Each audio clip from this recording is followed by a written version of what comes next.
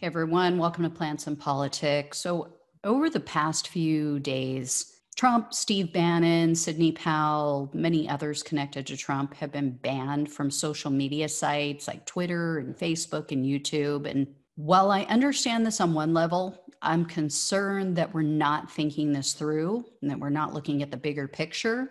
The first is obvious: freedom of speech. And yes, I understand speech that incites violence should be removed. People who continue to promote and incite violence through their speech on social media should be removed. But hate speech alone doesn't incite violence. And there is a difference, albeit a subtle difference, but one that needs to be understood. Saying that you wish all liberals were dead is not the same thing as saying it's time to take out all libs. Just like when Trump was diagnosed with COVID, many people made jokes about how they hoped he wouldn't make it. That's a lot different than saying, let's go take him out.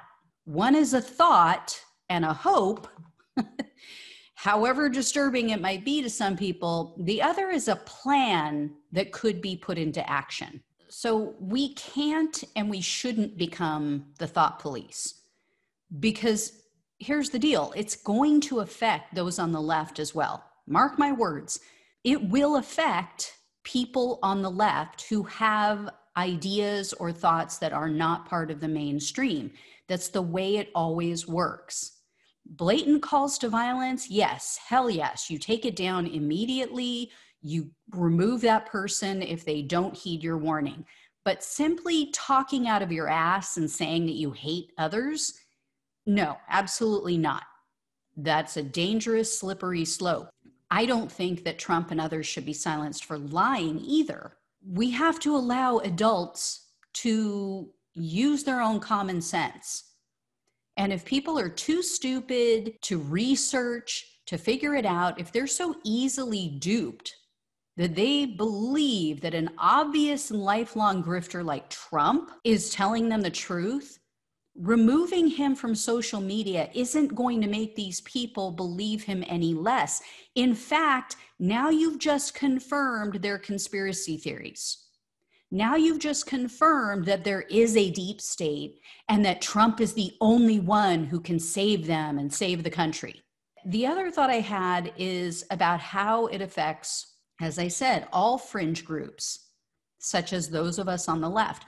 We always take a hit because these social media giants, believe it or not, are in bed with the establishment on both the right and the left. And to prove that they're not playing favorites and that they're not partisan, they start taking pages down, accounts, and silencing people on the left who belong to the progressive left and anyone who isn't mainstream.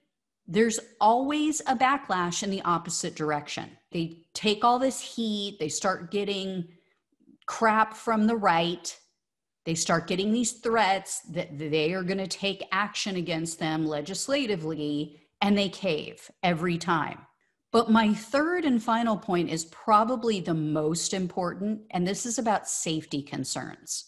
How do we keep tabs on these people and their plans if we've blocked them? Removing these people from readily available social networks with other sane people to keep tabs on them who can report their activity will make it harder for law enforcement to keep track of them and what they're scheming to do. The attempted coup on Wednesday is a perfect example of what happens when the authorities are either ill-informed about their plans or just aren't paying attention. In addition, having this evidence would make a prosecutor's job easier, and it would send these people to prison for longer periods of time. I believe, I'm not an attorney, but I believe that's true.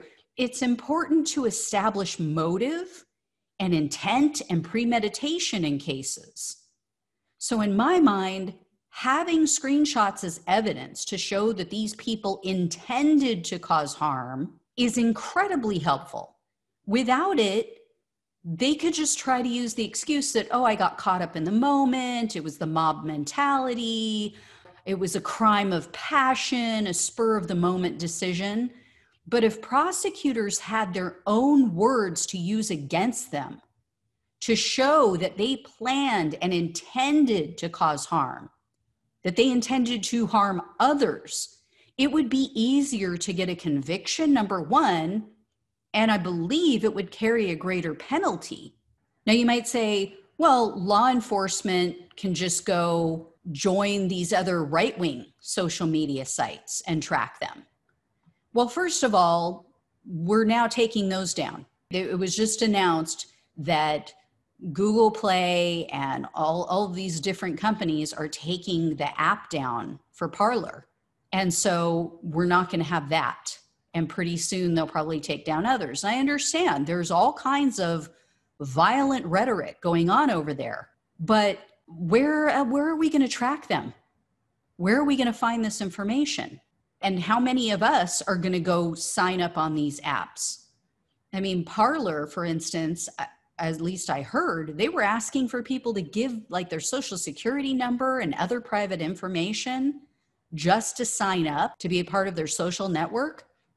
I'm not going to do that, right? I'm not going to give my private information to other white nationalist loving companies. And that's where the problem lies. Because the FBI and other agencies can't be everywhere all the time. There could be posts that I see or that you see that they somehow miss. And people planning illegal actions might suss out agents. They might kind of get wise and realize that they're not who they say they are and block them. Whereas an average person might go unnoticed, might not raise suspicion. Plus, we all know for a fact that there are quite a few law enforcement members who are on their side. And there are law enforcement members in their groups. We know this, especially based on what happened on Wednesday. It's now been reported. So who's to say that everything would be flagged or reported? Some of these officers and agents are sympathetic to their cause, if not directly involved in their cause. Who's to say that they're not covering it up? You and I, we are the ones who must remain vigilant. And if we're all on Twitter, but they've all been removed or they've removed themselves because they see it as, against the First Amendment, and they all move over to Parler or Gab or wherever, how will we know what they're up to? How will we be able to screenshot their threats, their proposed actions, their intended future actions, and report it? I just think that people are not thinking this through, not thinking of the long-term consequences and the big picture. Please think about it. And as always, like, share, subscribe. Thanks so much for watching and listening. I'll talk with you soon. Take care.